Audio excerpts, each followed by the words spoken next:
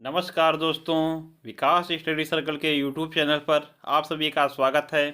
दोस्तों आज हम लोग केवीएस का प्रैक्टिस सेट नंबर 3 करेंगे। इसमें दोस्तों जो पर्यावरण अध्ययन या ईवीएस का पार्ट है उस पर दोस्तों हम लोग अच्छे तरीके से चर्चा करेंगे। इसमें दोस्तों आपको पता होगा जो ईवीएस के 20 प्रश्न जो हैं पूछे जाते हैं। 20 प्रश्न दोस्तों पूछे जाते हैं। इन्हीं 20 प्रश्नों पर अपने इस सेशन में दोस्तों हम लोग चर्चा करेंगे।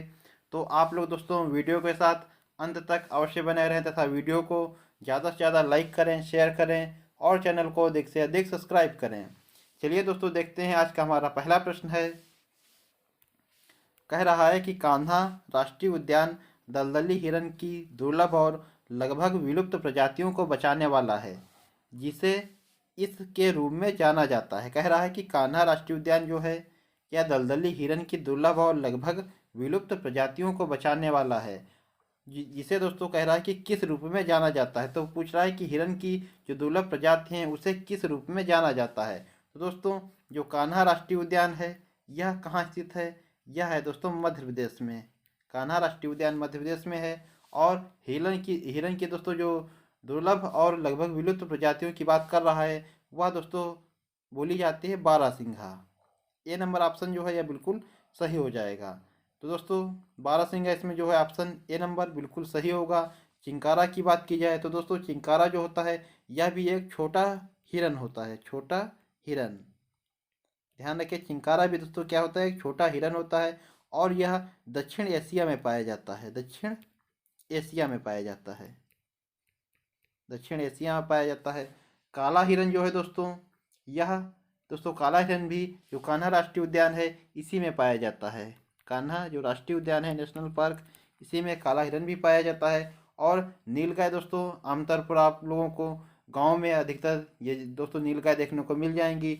लेकिन अगर किसी पर्टिकुलर दोस्तों अभ्यारण्य या राष्ट्रीय उद्यान की बात की जाए तो जो हजारीबाग राष्ट्रीय उद्यान है, हजारीबाग अभ्यारण्य दोस्तों, हजारीबाग अभ्यारण्य जो है इसमें दोस्तों नीलगाय जो है अधिकांश मात्रा में पाई जाती हैं। और हजारीबाग जो अभ्यारण्य है यह कहाँ स्थित है? तो झारखंड में। झारखंड में। तो ध्यान रखें दोस्तों, कह रहा है कि जो कान्हा राष्ट्रीय उद्यान में दलदली हिरन की दुर्लभ और लगभग विलुप्त प्रजातियों को बचाने वाला है। या दोस्तों किस प्रजाति की बात कर रहा है? तो यह दोस्तों बारहसिंघा की बात कर रहा है। ए नंबर ऑप्शन जो है बिल्कुल सही हो जाएगा। आगे देखिएगा, अगला प्रश्न है। कह रहा है दोस्तों बच्चे को सामाजिकरण का पहला पाठ कहाँ से प्राप्त होता है? जो बच्चा है उसको सामाजिकरण का दोस्तों पहला जो पाठ है वह कहाँ प्राप्त होता है? तो दोस्तों ए नंबर ऑप्शन है परिवार से, बी नंबर है विद्यालय से, सी नंबर है सांस्कृतिक केंद्र से और डी नंबर है धार्मिक केंद्र से। तो दोस्तों जो बच्चा है उसको सामाजिकरण का पहला पाठ जो है वह परिवार से ही प्राप्त होता है। ध्यान रखिए दोस्तों, परिवार जो है वह बालक का प्राथमिक विद्यालय माना गया है। परिवार जो है यह बालक का प्राथमिक विद्यालय माना गया है। प्राथमिक विद्यालय माना गया है। और दोस्तों क्योंकि जो बच्चा है वह जो अपनी शिक्षा अनौपचारिक शिक्षा जो है वह परिवार से ही ग्रहण करता है। ध्यान रखें दोस्तों, परिवार से जो बच्चा है वह अनौपचारिक शिक्षा ग्रहण करता है। अनौपचारिक अनौपचारिक शिक्षा दोस्तों ग्रहण करता है।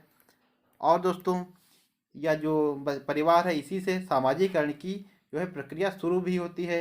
इसीलिए दोस्तों बच्चे को सामाजिकरण का पहला पाठ कहाँ से प्राप्त होता है? तो परिवार से। और दोस्तों परिवार में दोस्तों मैंने बताया कि अनौपचारिक शिक्षा जो है वह सबसे पहले परिवार से इसको मिलते हैं। और अगर आपसे पूछा जाए कि औपचारिक शिक्षा कहाँ से प्राप्त होती है, तो औपचारिक शिक्षा जो है वह आपको विद्यालय में प्राप्त होगी। बच्चे को औपचारिक शिक्षा विद्यालय में प्राप्त होती है और अनौपचारिक शिक्षा जो है वह परिवार से प्राप्त होती है।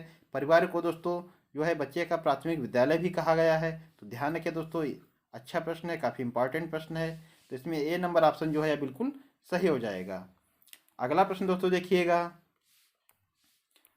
प्रश्न कह रहा है कि पीने के लिए सुरक्षित पानी को क्या कहते हैं? पीने के लिए सुरक्षित पानी को क्या कहते हैं? ए नंबर ऑप्शन है पीने योग्य पानी, बी नंबर आशुद्ध जल, सी नंबर ताज़ा जल और डी नंबर नल का पानी। तो पीने का सुरक्षित पानी जो है इसे आप लोग क्या कहेंगे? तो ए नंबर ऑप्शन जो है पीने योग्य पानी जो है यही दोस्तों आप लोग कह सकते हैं इसे कि पीने योग्य पानी, पीने के लिए सुरक्षित पानी, पीने के लिए सुरक्षित पानी, यानी दोस्तों पीने योग्य पानी। दोस्तों प्रश्न जो है कुछ अच्छे समझ में नहीं आ रहा है, तो यानी इसमें जो अगर कह रहा है कि पीने के लिए सुरक्षित पानी को क्या कहते हैं, तो आप लोग कह सकते हैं कि पीने के लिए पानी और इसमें दोस्तों ताज़ा जल है, नल का पानी है, तो इसमें ए नंबर ऑप्शन जो है बिल्कुल सही होगा। ए नंबर ऑप्शन इसको आप लोग टिक कर सकते हैं। आगे देखिएगा, अगला प्रश्न है, कह रहा है नीचे दिए गए खाद्य पदार्थों के किस समुच्चय में लौह तत्व की प्रचुर मात्रा होता है। तो दोस्तों लौह तत्व की प्रचुर मात्रा किसमें होती है? बंद गोभी, भिंडी, गुड़। बी नंबर है आंवला, पालक, गुड़। सी नंबर है आंवला, पालक, आलू। डी नंबर है आंवला, आलू, टमाटर। तो इसमें दोस्तों आपको पता होगा आंवला में, पालक में और गुड़ में, इनमें दोस्तों जो है लौह तत्व जो है प्रचुर मात्रा में पाया जाता है। तो इसमें ऑप्शन नंबर जो बी है बिल्कुल सही हो जाएगा। आगे दोस्तों देखिएगा, अगला प्रश्न है, भारोत्तोलकों को, जो भारोत्तोलक हैं दोस्तों, इनको प्रायः ज़्यादा मांसपेशियां और बॉडी मास बनाने की आवश्यकता होती है। इस उद्देश्य के लिए उन्हें ऐसा आहार लेने की आवश्यकता है जो किससे भरपूर हो। यहाँ पर खालिस्तान है, मतलब दोस्तों किससे भरपूर होना चाहिए? जो भारोत्तोलक हैं उन्हें प्रायः ज़्यादा मांसपेशियां और बॉडी मास बनाने की आवश्यकता होती है। इस उद्देश्य के लिए उन्हें ऐसा आहार लेने की ज़रूरत है जो है कार्बोहाइड्रेट से भरपूर हो, या वसा से भरपूर हो, या विटामिन से भरपूर हो, या प्रोटीन से भरपूर हो। तो इसमें दोस्तों जो भारोत्तोलकों के लिए जो है प्रोटीन से भरपूर खाना चाहिए। ऑप्शन नंबर जो डी है बिल्कुल सही हो जाएगा। यहीं पर दोस्तों अगर दिया होता कि एथलीट दिया होता, तो दोस्तों वहाँ पर आपका ऑप्शन ए नंबर सही होता, कार्बोहाइड्रेट। लेकिन यहाँ पर दोस्तों भारोत्तोलक कहा गया है, तो यहाँ पर दोस्तों ऑप्शन नंबर जो डी है यह बिल्कुल सही हो जाएगा। आगे दोस्तों देखिएगा, अगला प्रश्न है, रमन को उसके पड़ोसी ने 4 किलो आंवला उपहार में दिए। रमन को उसके पड़ोसी ने 4 किलो आंवला उपहार में दिए। वह मुरब्बा बनाने की योजना बनाता है, तो उसे किस तकनीक को अपनाने की ज़रूरत है? तो दोस्तों जो आंवला से मुरब्बा बनाने के लिए कह रहा है कि किस तकनीक को अपनाने की ज़रूरत है। ए नंबर ऑप्शन है संरक्षण, बी नंबर है परिरक्षण, सी नंबर है अपघटन और डी नंबर है पाश्चुकरण। तो दोस्तों इसमें आपका ऑप्शन नंबर बी बिल्कुल सही होगा कि जो भोज्य पदार्थ होते हैं उनको दोस्तों लंबे समय तक ताज़ा और सुरक्षित रखने के लिए जो विधि उपयोग में ली जाती है उसे परिरक्षण कहा जाता है। ध्यान रखें दोस्तों, इसमें जो है आंवला जो है इसको मुरब्बा बनाने के लिए उसे किस तकनीक की आवश्यकता होगी? परिरक्षण। ऑप्शन नंबर जो बी है ये बिल्कुल सही होगा। आगे देखिएगा दोस्तों, अगला प्रश्न है, कहा है नीचे लोगों के कुछ क्रियाकलाप दिए गए हैं। नीचे लोगों के कुछ क्रियाकलाप दिए गए हैं। ए नंबर है खानों का उत्खनन या खुदाई, बी नंबर है बांधों का निर्माण, सी नंबर है बाजार में बेचने के लिए पत्तियां एवं जड़ी बूटी इकट्ठा करना, डी नंबर है बांस से टोकरी बुनना, ई नंबर है गिरे हुए पत्तों से पत्तल बनाना। तो दोस्तों आगे देखिएगा, अब कह रहा है इनमें से वह क्रियाकलाप कौन से हैं। देखिएगा, कह रहा है इनमें से वह क्रियाकलाप कौन से हैं जो जंगलों के गायब होने के लिए जिम्मेदार हैं। तो दोस्तों ए नंबर में कह रहा था खानों का उत्खनन, तो जंगलों के गायब होने के लिए जिम्मेदार, बिल्कुल दोस्तों खानों का उत्खनन ये जिम्मेदार है। बांधों का निर्माण यह भी दोस्तों जिम्मेदार है। और सी नंबर है बाजार में बेचने के लिए पत्तियां एवं जड़ी बूटियां इकट्ठा करना, क्या दोस्तों नहीं होगा। डी नंबर है बांस से टोकरी बुनना, यह भी दोस्तों नहीं होगा। ई नंबर है गिरे हुए पत्तों से पत्तल बनाना, यह भी दोस्तों नहीं होगा, क्योंकि दोस्तों इनमें जो जड़ी बूटियाँ इकट्ठा करना या पत्तियाँ जड़ी बूटी इकट्ठा करना, इससे जो है जंगल को ज़्यादा कोई नुकसान नहीं है। और बांस से टोकरी बुनना, इसमें दोस्तों जंगलों का कोई नुकसान नहीं है। गिरे हुए पत्तों से पत्तल बनाना, इसमें भी जंगलों का जो है कोई नुकसान नहीं है। तो इसमें कह रहा था कि जंगलों के गायब होने के लिए जिम्मेदार कौन है, तो ए नंबर और बी नंबर खानों का उत्खनन और बांधों का निर्माण, ये दोनों जो ऑप्शन है दोस्तों यह जंगलों के गायब होने के लिए जिम्मेदार हैं। यानी ऑप्शन नंबर जो सी है बिल्कुल सही हो जाएगा। आगे देखिएगा, अगला प्रश्न है, कह रहा है ग्रामीण क्षेत्रों में गाय के गोबर से झोपड़ी की दीवारों और फर्श को लीपा जाता है। तो कह रहा है उन्हें क्यों लीपा जाता है, यानी ग्रामीण क्षेत्रों में गाय के गोबर से झोपड़ी की दीवारों और फर्श को लीपा जाता है उन्हें कीटों को दूर रखने के लिए या चिकना और साफ बनाने के लिए, खुरदरा बनाकर घर्षण बढ़ाने के लिए, या डी नंबर ऑप्शन है फर्श को प्राकृतिक रंग देने के लिए। तो कह रहा है कि ग्रामीण क्षेत्रों में गाय के गोबर से झोपड़ी की दीवारों को और फर्श को, यानी दोस्तों फर्श को, जमीन को क्यों लिपा जाता है, क्योंकि उन्हें दोस्तों कीटों को दूर रखना है। तो ऑप्शन नंबर ए जो है बिल्कुल सही हो जाएगा। ध्यान रखिए दोस्तों, ए नंबर ऑप्शन जो है इसमें बिल्कुल सही होगा। आगे बढ़िएगा, अगला है प्रश्न। कह रहा है रेहाना अपने परिवार के साथ केरल जाती है, वहाँ उसे ऊंचे वृक्ष दिखाई पड़ते हैं जो उसके गृह नगर शिमला के ऊंचे वृक्षों से भिन्न हैं। उसने केरल में कौन से वृक्ष देखे होंगे। तो कह रहा है दोस्तों जो रेहाना है वह केरल जाती है और उसके जो केरल में उसने वृक्ष देखे उसके गृह नगर शिमला के ऊंचे वृक्षों से भिन्न है। तो उसने केरल में कौन से वृक्ष देखे होंगे। तो केरल में दोस्तों आपको पता होगा बहुतायत में नारियल के वृक्ष दोस्तों मिलते हैं। तो बी ए नंबर ऑप्शन जो है बिल्कुल सही होगा। जबकि दोस्तों जो शिमला है यहाँ पर दोस्तों जो है चीड़ के जैसे वृक्ष हैं या बांस के वृक्ष हैं, इस प्रकार के दोस्तों जो शंकुआकार आपके वृक्ष हैं वह यहाँ पर दोस्तों आपको अधिकांश मात्रा में देखने को मिलेंगे, क्योंकि दोस्तों यहाँ पर बर्फबारी बहुत ज़्यादा होती है। तो यहाँ पर दोस्तों जो शंकुआकार वृक्ष हैं वह आपको देखने को मिलेंगे। तो इसमें ए नंबर ऑप्शन जो है बिल्कुल सही होगा। आगे देखिएगा, कह रहा है कि भारत का सबसे लंबा राष्ट्रीय राजमार्ग कौन सा है। दोस्तों आपको पता होगा राष्ट्रीय राजमार्ग जो NH 44 है यह दोस्तों भारत का सबसे लंबा राष्ट्रीय राजमार्ग है। ऑप्शन नंबर जो बी है बिल्कुल सही हो जाएगा। यह तो दोस्तों सबसे लंबा राष्ट्रीय राजमार्ग जो है नेशनल हाईवे 44 है। आगे देखिएगा दोस्तों, अगला प्रश्न है प्रकाश संश्लेषण के दौरान हरे पौधे निम्न में से किसे सोख लेते हैं। प्रकाश संश्लेषण के दौरान हरे पौधे निम्न में से किसे सोख लेते हैं। ए नंबर ऑप्शन है हीलियम, बी नंबर है नाइट्रोजन, सी नंबर है कार्बन डाइऑक्साइड और डी नंबर है ऑक्सीजन। तो आपको पता होगा दोस्तों प्रकाश संश्लेषण के दौरान जो हरे पौधे हैं वह कार्बन डाइऑक्साइड को सोख लेते हैं। तो सी नंबर ऑप्शन जो है बिल्कुल सही हो जाएगा। इसमें दोस्तों जो इक्वेशन आपकी क्या होगी देखिएगा, 6CO2 कार्बन डाइऑक्साइड प्लस दोस्तों 12 जो है अणु वह जल के लेंगे, जो इक्वलिटी दोस्तों ये सनलाइट सूर्य का प्रकाश है और क्लोरोफिल है। क्लोरोफिल इनकी उपस्थिति में दोस्तों जब अपक्रिया होगी तो हमें क्या प्राप्त होगा, C6H12O6 यह दोस्तों हमें प्राप्त होगा। उसके बाद दोस्तों +6O2 ये ऑक्सीजन दोस्तों में 6 दोस्तों जो 6 अणु है यह ऑक्सीजन प्राप्त हुई, प्लस दोस्तों 6H2O और ऊर्जा यह दोस्तों हमें प्राप्त हुई। तो ध्यान रखें दोस्तों, आपसे यह इसमें आपको इक्वेशन देकर पूछा भी जा सकता है कि इसमें क्या क्या प्राप्त हमें होगा। तो जो है दोस्तों सनलाइट और क्लोरोफिल की उपस्थिति में यह दोस्तों अभिक्रिया होगी। इसमें जो है C6H12O6, उसके बाद क्या बनेगा +6O2 और +6H2O प्लस ऊर्जा मुक्त होगी। तो इसमें दोस्तों प्रश्न में कह रहा था कि हरे पौधे निम्न में से किसे सोख लेते हैं। तो कार्बन डाइऑक्साइड यानी CO2 को सोख लेते हैं। आगे देखिएगा दोस्तों, अगला प्रश्न है इंसुलिन की रासायनिक प्रकृति है। इंसुलिन की रासायनिक प्रकृति क्या है। दोस्तों इंसुलिन की रासायनिक प्रकृति होती है प्रोटीन की। ऑप्शन नंबर जो बी है इसमें वह बिल्कुल सही हो जाएगा। इंसुलिन की बात की जाए दोस्तों तो एक वैज्ञानिक थे सेंगर नाम के दोस्तों वैज्ञानिक ने 1953 ईस्वी में गाय के इंसुलिन के अणु की रचना का दोस्तों पता लगाया था।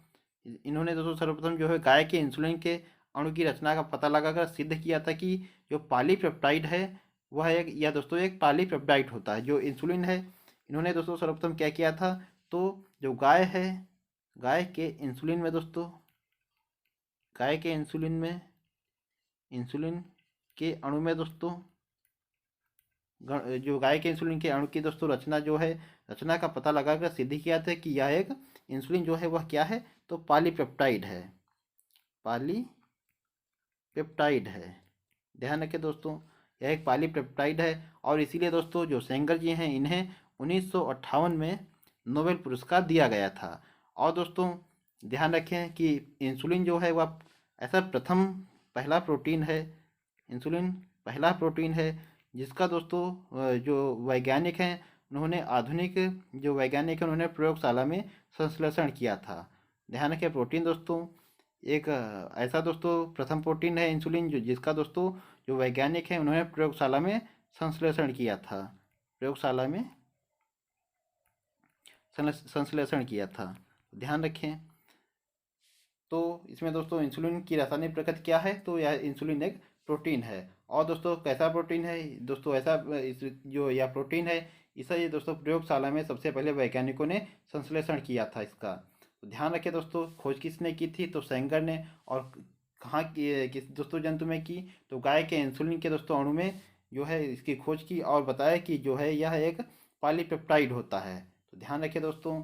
आगे देखिएगा, अगला प्रश्न है एक गिलास पानी में चुटकी भर नमक घोल दिया जाए तो जल का स्तर क्या होगा। तो दोस्तों अगर एक गिलास पानी में चुटकी भर नमक घोल दिया जाए तो जल का स्तर बिल्कुल एक समान रहेगा, इसमें कुछ अंतर नहीं आएगा। अगर यहाँ पर दोस्तों स्तर की जगह बोला गया होता कि घनत्व में क्या अंतर आएगा, अगर घनत्व की बात की जाती तो दोस्तों जो है नमक घोल देने पर घनत्व जो है वह बढ़ जाता है। लेकिन दोस्तों इसमें कहा कि जल के स्तर पर क्या प्रभाव पड़ेगा, तो जल के स्तर पर कोई प्रभाव नहीं पड़ेगा, यानी दोस्तों एक समान रहेगा। इसमें ऑप्शन नंबर जो सी है वह बिल्कुल सही हो जाएगा। आगे देखिएगा, अगला प्रश्न है कह रहा है कि निम्न में से कहाँ आर्सेनिक द्वारा जल प्रदूषण सर्वाधिक है। आर्सेनिक द्वारा दोस्तों कह रहा है कि जल प्रदूषण सर्वाधिक कहाँ है, तो A number option Bihar, B number Madhya Pradesh, C number Uttar Pradesh और डी नंबर है पश्चिम बंगाल। तो आर्सेनिक द्वारा जल प्रदूषण सर्वाधिक जो है वह है पश्चिम बंगाल में। ऑप्शन नंबर जो डी है बिल्कुल सही हो जाएगा। दोस्तों जो पश्चिम बंगाल में आपको पता होगा इधर दोस्तों गंगा ब्रह्मपुत्र का जो इलाका है, उधर दोस्तों गंगा और ब्रह्मपुत्र इसका दोस्तों जो एरिया पड़ता है। और उधर दोस्तों बांग्लादेश में दोस्तों इसी गंगा को क्या बोला जाता है, गंगा को पद्मा बोला जाता है और ब्रह्मपुत्र को मेघना बोला जाता है। तो दोस्तों भारत में गंगा ब्रह्मपुत्र का जो एरिया है और बांग्लादेश में पद्मा और मेघना का एरिया है, इसमें दोस्तों आर्सेनिक का जो है जल प्रदूषण सर्वाधिक मात्रा में पाया जाता है। और राज्यों की बात की जाए तो दोस्तों हमारे पश्चिम बंगाल में आर्सेनिक द्वारा जल प्रदूषण जो है सर्वाधिक मात्रा में पाया जाता है। इसमें दोस्तों अगर आर्सेनिक की बात की जाए तो आर्सेनिक की अधिकता से कौन सा रोग होता है, तो ब्लैक फुट जो है रोग जो होता है दोस्तों वह आर्सेनिक की अधिकता से होता है, ब्लैक फुट रोग। और पारा की अधिकता से कौन सा रोग होता है, तो मिनीमाटा पारा की अधिकता से मिनीमाटा रोग होता है। और कैडमियम की अधिकता से होता है इटाई रोग, इटाई। तो ध्यान रखें दोस्तों आर्सेनिक की अधिकता से कौन सा रोग होता है, ब्लैक फुट रोग। पारा की अधिकता से मिनीमाटा और कैडमियम की अधिकता से इटाई रोग। तो कह रहा था कि आर्सेनिक द्वारा जल प्रदूषण सर्वाधिक कहाँ है, तो है पश्चिम बंगाल में। ऑप्शन नंबर जो डी है बिल्कुल सही हो जाएगा। आगे देखिएगा दोस्तों, अगला प्रश्न है कह रहा है कि थीम परिवार तथा मित्र में निम्न में से कौन सा उप थीम है। उप थीम पूछा है। ए नंबर ऑप्शन है चीज़ें जो हम बनाते हैं और करते हैं, बी नंबर है कार्य और खेल, सी नंबर है भोजन एवं जल और डी नंबर है हमारा आश्रय। तो दोस्तों जो थीम परिवार और मित्र है इसमें निम्न में से कौन सा उप थीम है, तो कार्य और खेल जो है यह इसकी उप थीम होगी। बी नंबर जो है ऑप्शन बिल्कुल आपका सही होगा। दोस्तों इसमें जो थीम परिवार और मित्र है ये आपकी जो परिवार और मित्र ये थीम है आपकी, इसमें दोस्तों आपके 4 विषय होते हैं। इसमें 4 प्रमुख विषय होते हैं। 4 प्रमुख विषय होते हैं। कौन कौन से विषय 4 होते हैं, इसमें दोस्तों 4 विषय हैं। 4 दोस्तों इसके उप विषय या विषय दोस्तों सॉरी इस विषय ना कहकर आप कहें इसको आपके 4 प्रमुख उप विषय कह सकते हैं या उप थीम आप कह सकते हैं, कुछ भी कहें। तो दोस्तों जो 4 हैं वह कौन कौन से आपके उप थीम हैं, तो एक है दोस्तों संबंध, दूसरा है कार्य संबंध है, दूसरा है दोस्तों कार्य और खेल, कार्य और खेल। उसके बाद दोस्तों जो है जानवर तथा पौधे। तो दोस्तों जानवर, तीसरा है जानवर और पौधे। तो दोस्तों ये चार प्रमुख प्रमुख जो हैं वह इसके उपविषय या उपथीम हैं। तो इसमें से दोस्तों हमसे वही पूछा था कि उपथीम परिवार और मित्र की क्या है, तो संबंध। इसमें दोस्तों कार्य और खेल दिया है, तो यानी जो दूसरा है कार्य और खेल, बी नंबर ऑप्शन बिल्कुल सही होगा। ये चार इसके उपथीम या उपविषय हैं। ये पहला है संबंध, दूसरा है दोस्तों कार्य और खेल, और तीसरा है जानवर, और चौथा है पौधे। ये चार दोस्तों इसकी उपथीम हैं। आगे देखिएगा दोस्तों, अगला प्रश्न है, कह रहा है कि भूमिगत जल के स्तर की क्षीणता का मुख्य कारण क्या है। भूमिगत जल स्तर की क्षीणता का मुख्य कारण क्या है। सही उत्तर का चुनाव कीजिए। ए नंबर ऑप्शन है वर्षा का कम होना, बी नंबर है वृक्षों का आवरण कम होना, सी नंबर है सिंचाई हेतु ट्यूबवेल तथा हाथ के पंपों का उपयोग होना, डी नंबर है नदियों का रुख बदल रहा है तथा बांध बनाए जा रहे हैं। तो प्रश्न में कह रहा था हमसे कि भूमिगत जल के स्तर की क्षीणता का मुख्य कारण, यानी दोस्तों हमसे मुख्य कारण पूछा, क्योंकि इसमें आपको पता है कि वर्षा कम होना यह भी भूमिगत जल की क्षीणता का कारण है, वृक्षों के आवरण का कम होना यह भी दोस्तों कारण है, और नदियों का रुख बदल रहा है, ये बांध बनाए जा रहे हैं, यह भी कहीं हद तक कुछ हद तक दोस्तों यह भी कारण आप मान सकते हैं। और सिंचाई है टेबल और हाथ के पंपों का उपयोग होना यह भी दोस्तों जो है आपका ऑप्शन सही है।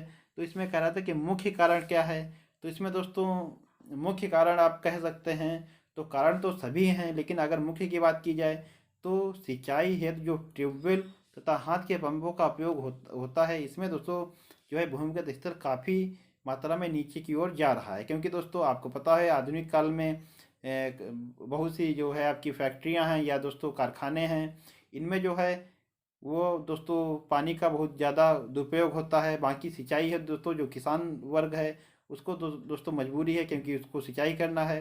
लेकिन दोस्तों आपके शहरों में या आपकी जो कंपनियां हैं, फैक्ट्रियां हैं, उनमें जो है पानी का बहुत ही दुरुपयोग होता है। तो इसमें ऑप्शन नंबर सी जो है आप इसको टिक कर सकते हैं कि सिंचाई हो ट्यूबवेल तथा हाथ के पंपों का उपयोग होना। आगे देखिएगा दोस्तों, अगला प्रश्न है, कह रहा है कि जल से संबंधित त्योहारों को समुदायों द्वारा मनाने को ज्ञात करने के लिए सर्वाधिक उपयुक्त युक्ति कौन सी है। जल से संबंधित त्योहारों को समुदायों द्वारा मनाने को ज्ञात करने के लिए सर्वाधिक उपयुक्त युक्ति कौन सी है। ए नंबर ऑप्शन है सहपाठी द्वारा सीखना, बी नंबर है समुदायों के त्योहारों की वीडियो देखना, सी नंबर है परिवार तथा समुदायों के में बुजुर्गों से बातचीत करना, डी नंबर है शिक्षक से चर्चा करना। तो डी नंबर ऑप्शन बिल्कुल गलत होगा। ए नंबर ऑप्शन जो है सहपाठी द्वारा सीखना कुछ हद तक सही हो सकता है। बी नंबर है समुदायों के त्योहारों की वीडियो देखना, तो दोस्तों, और सी नंबर ऑप्शन है परिवार तथा समुदायों में बुजुर्गों से बातचीत करना। इसमें दोस्तों कह रहा है कि उपयुक्त युक्ति कौन सी है, तो सी नंबर ऑप्शन जो है यह बिल्कुल आपका सही होगा। क्योंकि दोस्तों परिवार और समुदायों में जो बुजुर्ग लोग हैं उनसे बातचीत करके आप जो है जल से संबंधित त्यौहार या कुछ भी दोस्तों चीज़ आप उनसे पता कर सकते हैं, क्योंकि इनके पास दोस्तों जो बुजुर्ग लोग होते हैं इनके पास अनुभव बहुत ज़्यादा होता है। तो इनसे दोस्तों आप लोग जो है कोई भी त्यौहार है या कोई कोई पुरानी बात है उसको आप बहुत अच्छे तरीके से जान सकते हैं। तो दोस्तों प्रश्न नंबर 177 में जो ऑप्शन नंबर सी है यह बिल्कुल सही हो जाएगा। जल से संबंधित त्योहारों को समुदायों द्वारा मनाने को ज्ञात करने के लिए सर्वाधिक उपयुक्त युक्त कौन सी है, तो ऑप्शन नंबर जो सी है यह बिल्कुल सही हो जाएगा। परिवार तथा समुदायों की में बुजुर्गों से बातचीत करना, ऑप्शन नंबर जो सी है बिल्कुल सही हो जाएगा। आगे देखिएगा, अगला प्रश्न है, दोस्तों कह रहा है कि हमारे देश के नीचे दिए गए किन दो राज्यों के लोगों का सर्वाधिक सर्वप्रिय भोजन इडली वड़ा डोसा सांभर नारियल की चटनी है। तो कह रहा है कि हमारे देश में नीचे दिए गए किन दो राज्यों के लोगों का सर्वाधिक प्रिय भोजन इडली वड़ा डोसा सांभर नारियल की चटनी है। ऑप्शन ए नंबर है तेलंगाना गुजरात, बी नंबर है उड़ीसा आंध्र प्रदेश, सी नंबर है Tamil Nadu Andhra Pradesh, C number option है तमिलनाडु आंध्र प्रदेश और डी नंबर है गोवा और केरल। तो ये जो दोस्तों इडली वड़ा डोसा सांभर या और नारियल की चटनी, यह दोस्तों किन राज्यों के सर्वाधिक प्रिय भोजन है? तो ऑप्शन नंबर जो सी बिल्कुल ऑप्शन नंबर जो सी है यह बिल्कुल सही हो जाएगा, तमिलनाडु और आंध्र प्रदेश। इसके दोस्तों सर्वाधिक प्रिय जो भोजन है वह है इडली वड़ा डोसा सांभर और नारियल की चटनी। इसमें दोस्तों अगर सी नंबर ऑप्शन तमिलनाडु और आंध्र प्रदेश जो है बिल्कुल सही होगा। अगर अन्य राज्यों की बात की जाए जैसे गुजरात की, तो गुजरात का क्या फेमस है? यह ढोकला दोस्तों जो है ढोकला, यह गुजरात का फेमस है। उसके अलावा दोस्तों अगर उड़ीसा की बात की जाए, उड़ीसा का क्या फेमस है? तो दोस्तों छेना पेड़ा जो है, छेना पेड़ा यह दोस्तों उड़ीसा का आपका प्रसिद्ध है। आंध्र प्रदेश का क्या प्रसिद्ध है? तो दोस्तों छिपा पुलसू जो है, छिपा पुलसू यह जो है दोस्तों वह आंध्र प्रदेश का फेमस है। और केरल की दोस्तों एरिसेरी जो है वह प्रसिद्ध है, एरिसेरी यह केरल की प्रसिद्ध है। तो इसमें दोस्तों सी नंबर ऑप्शन जो है बिल्कुल आपका सही हो जाएगा। आगे देखिएगा, अगला प्रश्न है, कह रहा है हरप्रीत अपने परिवार के साथ पंजाब बिहार एवं महाराष्ट्र की एक यात्रा पर गई थी एवं उन राज्यों के कला व कार्य को संग्रह किया। हरप्रीत के संग्रह को नीचे दिए गए विकल्पों से चुनिए। कह रहा है कि हरप्रीत अपने परिवार के साथ पंजाब गई, उसके बाद बिहार गई, फिर महाराष्ट्र की एक यात्रा पर गई थी एवं उसने राज्यों के कला कार्य को संग्रह किया। हरप्रीत के संग्रह को नीचे दिए गए विकल्पों से चुनिए। तो पंजाब का दोस्तों क्या फेमस है? जो पंजाब का फेमस है दोस्तों फुलकारी। और बिहार की दोस्तों आपको पता होगा मधुबनी जो है पेंटिंग है, ये बिहार की प्रसिद्ध है और इसके लिए मधुबनी के लिए दोस्तों बिहार को जो है जीआई टैग भी प्राप्त हुआ है। और वर्ली जो है यह महाराष्ट्र की है। तो डी नंबर ऑप्शन आपका बिल्कुल सही हो जाएगा। पंजाब का क्या प्रसिद्ध है? फुलकारी। और यह दोस्तों जो फुलकारी है यह एक कढ़ाई की कला है। क्या है? कढ़ाई की कला है, कढ़ाई की कला है दोस्तों। जबकि दोस्तों मधुबनी, मैंने आपको बताया कि मधुबनी एक पेंटिंग है जिसके लिए बिहार को जीआई टैग भी प्राप्त है। और वर्ली यह भी दोस्तों एक पेंटिंग है। यह कहाँ की है? तो महाराष्ट्र की। तो इसमें ऑप्शन नंबर जो डी है बिल्कुल सही हो जाएगा। आगे देखिएगा दोस्तों, आज का हमारा अंतिम प्रश्न है, कह रहा है कि शिमला हिमाचल प्रदेश में रहने वाला कोई व्यक्ति पहले भोपाल मध्य प्रदेश का भ्रमण करना चाहता है, उसके बाद गांधीनगर गुजरात जाना चाहता है, तो उसकी यात्रा की दिशाएं पहले दिशाएं होंगी। तो दोस्तों हिमाचल प्रदेश आपको पता होगा, ये हमारा दोस्तों जो भारत है, ये दोस्तों भारत हमारा है। तो भारत में दोस्तों हिमाचल प्रदेश आपको पता होगा, यहाँ पर दोस्तों ये हिमाचल प्रदेश स्थित होता है। उसके बाद कहता है कि हिमाचल प्रदेश में रहने वाला कोई व्यक्ति पहले मध्य प्रदेश भोपाल जाता है, तो यहाँ पर दोस्तों आपका मध्य प्रदेश भोपाल स्थित है। उसके बाद वह गांधीनगर गुजरात जाता है, यहाँ पर दोस्तों गुजरात गांधीनगर इस ओर स्थित है। तो मध्य प्रदेश से दोस्तों मध्य प्रदेश से तो सॉरी, जो हिमाचल प्रदेश से वह दोस्तों मध्य प्रदेश जब जाएगा तो सबसे पहले वह नीचे की ओर जाएगा, यानी दोस्तों वह जाएगा दक्षिण की ओर, दक्षिण की ओर। उसके बाद वह जाएगा गांधीनगर गुजरात, यानी दोस्तों उसके बाद जाएगा यह पश्चिम की ओर। तो उसके बाद पश्चिम की ओर जाएगा। तो कह रहा है कि उसकी यात्रा की दिशाएं क्या होगी? तो उस यात्रा की दिशाएं पहले दक्षिण फिर पश्चिम, यानी पहले दक्षिण होगी और दक्षिण पूर्व नहीं होगी, दक्षिण पश्चिम नहीं होगी, दक्षिण और इसके पश्चात पश्चिम। ऑप्शन नंबर जो सी है यह बिल्कुल सही हो जाएगा। दक्षिण और इसके पश्चात पूर्व, पूर्व की ओर नहीं है दोस्तों, पश्चिम की ओर जाएगा। तो ऑप्शन नंबर जो सी है यह बिल्कुल सही हो जाएगा। तो दोस्तों ये थे आज के हमारे 20 प्रश्न जो दोस्तों आपके पर्यावरण अध्ययन यानी ईवीएस से संबंधित थे। आशा करता हूँ दोस्तों आप लोगों को क्लास अच्छे से समझ में आई होगी। प्रश्नों के दोस्तों आपने अच्छे से आंसर दिए होंगे। तो दोस्तों अगर क्लास आपको पसंद आई हो दोस्तों तो क्लास को ज़्यादा से ज़्यादा लाइक करें, शेयर करें और जो है चैनल को अधिक से अधिक सब्सक्राइब करें। मिलते हैं दोस्तों अपने अगली वीडियो में, तब तक के लिए आप लोगों को बहुत बहुत धन्यवाद। जय हिंद दोस्तों।